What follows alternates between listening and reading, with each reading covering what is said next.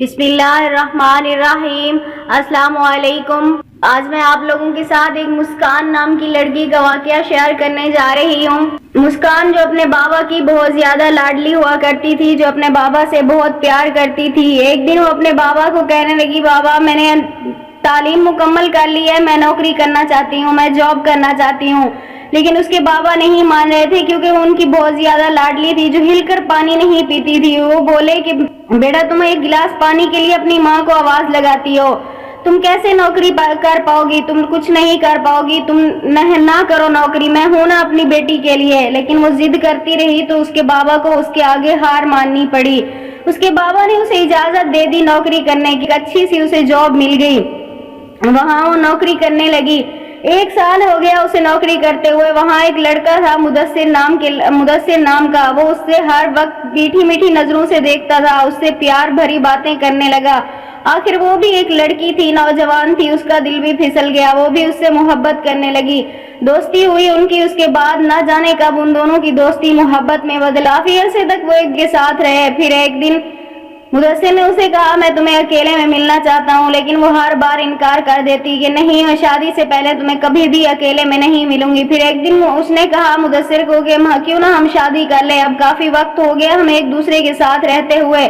پھر مدثر نے اسے کہا، میرے گھر والے نہیں مان رہے، میں کیا کروں، میں مجبور ہوں۔ کافی دنوں تک وہ اسے ٹالتا رہا، لیکن ایک دن پھر وہ کہنے لگا، آج اب ہم کورٹ میرج کر لیتے ہیں، پھر اس کے بعد ہم گھر والوں کو بتا دیں گے، ہمارے گھر والے بھی راضی ہو جائیں گے۔ وہ بھی اس کی باتوں میں آ گئی اور اس نے اس کی بات مان کر اپنے گھر والوں سے چھپ کر اپنے بابا کو دھوکہ دے کر اس نے مدثر کے ساتھ کورٹ میرج کر لیا۔ ان دونوں کی اس شادی کو چھپ کر کی ہوئی تقریباً 1 سال 1.5 سال گزر گیا۔ 1.5 سال کے بعد وہ کہنے لگی، مدثر اب اتنا وقت گزر چکا ہے، اب ہمیں اپنی شادی کو سامنے سب کے لے آنا چاہیے، ہمیشہ اپنے گھر والوں کو بتا دینا چاہیے، تم بھی اپنے گھر پہ بات کرو، اپنے گھر والوں کو بھیجو، میں بھی بات کروں گی۔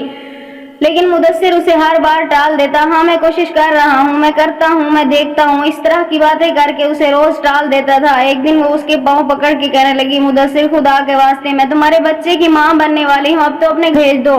یہ سننا تھا مدثر ایک دم غصے سے پاگل ہو گیا کہ یہ تم کیا کہہ رہی ہو، مجھے نہیں چاہیے یہ بچہ، اسے اباشن کروا لو۔ لیکن وہ تو ایک ماں تھی، اپنے بچے کو کیسے ختم کر سکتی تھی؟ اس نے کہا، نہیں مدثر میں یہ سب نہیں کر سکتی۔ مدثر نے اسے گھر سے نکال دیا، مجھے نہیں چاہیے تم سے، نہ میں شادی کرنا چاہتا ہوں، دفع ہو جاؤ میری زندگی سے۔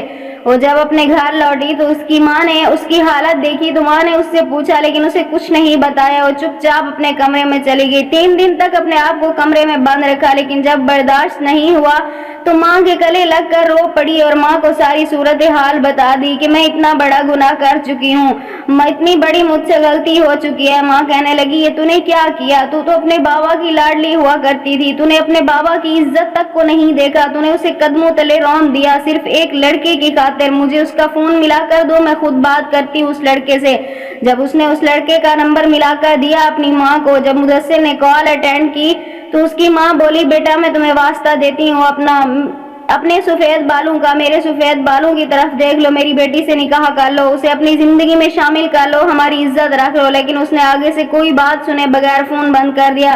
3-4 دن تک وہ ماں بیٹی ایک دوسرے کو دلاسا دیتی رہی اور روتی رہی، لیکن آخرکار کب تک، جب اس مسکان کے بابا کو بات پتہ چلی تو وہ بہت زیادہ پریشان ہوئے، ان کے قدموں کے نیچے سے زمین نکل گئی۔ انہیں نہیں لگتا تھا کہ ان کی لاڈلی بیٹی اتنی بڑا قدم اٹھائے گی، ان کی عزت کو خاک میں ملا کر رکھ دے گی۔